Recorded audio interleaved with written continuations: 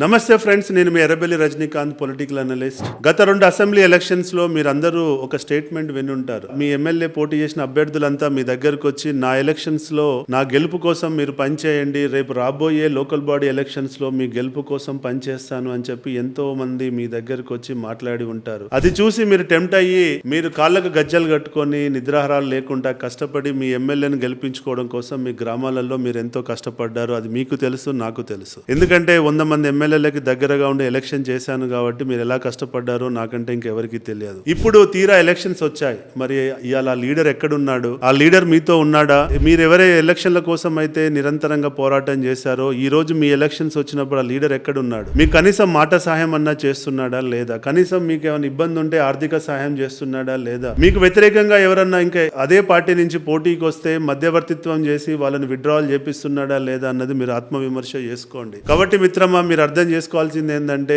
అవసరము ఉన్నంత వరకు ఒక లెక్క, అవసరం తీరిన తర్వాత ఒక లెక్క. వాళ్ళ అవసరం ఉన్నప్పుడు మీరు అవసరము, ఇప్పుడు వాళ్ళకి మీరు అవసరం లేదు. కాబట్టి మీ ఎలక్షన్ లో మీరే ఒంటరి పోరాటం చేయాలి, మీరే గెలవాలి. మీకోసం ఎవరు రారు, ఎవరు మీకు సపోర్ట్ చేయరు. ఎవరి నుంచి ఆర్థికంగా ఆశించకండి, ఎవరి నుంచి మాట సాయం కూడా ఆశించకండి. మీరే కష్టపడండి, మీరే పోరాటం చేయండి, గెలిచి వాళ్ళకి చెంపపై కొట్టే విధంగా సమాధానం చెప్పండి. ఇది అందరూ లీడర్లు, అందరూ ఎమ్మెల్యేలు ఇలా చేస్తున్నారని నేను చెప్పట్లేదు. కొంతమంది ఎమ్మెల్యేలు చాలా కష్టపడి వాళ్ళ గ్రామస్థాయి నాయకత్వాన్ని కాపాడుకోవడం కోసం కూడా పనిచేస్తున్న నాయకత్వం ఉంది ఈ రాష్ట్రంలో. కానీ కొంతమంది మాత్రం అసలుకే పట్టి పట్టనట్టుగా దూరం ఉంటూ ఎలక్షన్స్ కి దూరంగా ఉంటున్న వాళ్ళు కూడా చూస్తున్నాం. కాబట్టి ఇప్పటికైనా ఎమ్మెల్యేలు ఈ వీడియో చూసిన తర్వాత అయినా మీ నాయకత్వాన్ని కాపాడుకోవడం కోసం అయినా మీరు పనిచేస్తారని చెప్పి ఆశిస్తున్నా. జై హింద్.